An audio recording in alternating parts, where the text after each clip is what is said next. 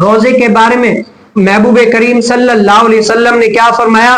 حضرت ابو ہریرہ رضی اللہ تعالیٰ عنہ سے روایت ہے کہ حضور کریم صلی اللہ علیہ وسلم نے فرمایا روزہ ڈھال ہے. کیا ہے؟ روزہ ڈھال ہے. اور روزہ دار بیہودہ نہ بکے نہ جہالت کرے. اگر کوئی اس سے لڑے یا گالی دے تو کہہ دے کہ میں کیا ہوں؟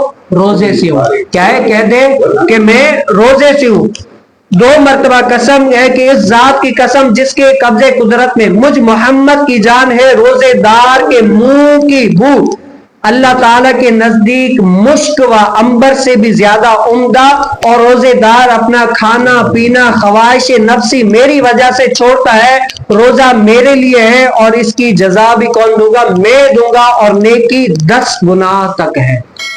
کیا ہے؟ حضور اللہ تعالیٰ نے محبوب کریم صلی اللہ علیہ وسلم کو اتنی عطائیں دی. اب حضور علیہ السلام کیا فرما رہے ہیں کہ روزہ رکھ کر انسان کے منہ سے جو بو آتی ہے نا، ظاہری طور پر ہمیں محسوس ہوتی ہے بو، لیکن نبی کریم صلی اللہ علیہ وسلم کیا فرماتے ہیں؟ وہ بو مشک و عنبر سے بھی زیادہ پسندیدہ ہے. اور روزہ ڈھال ہے. علماء فرماتے ڈھال کے جیسے پہلے کے دور میں لوگ تیروں تلواروں سے لڑا کرتے تھے نا، تو سامنے ایک ڈھال رکھا کرتے تھے تاکہ تلوار سے تیر سے بچا جا سکے. اسی طریقے سے روزہ ڈھال ہے. اب کس چیز سے ڈھال ہے؟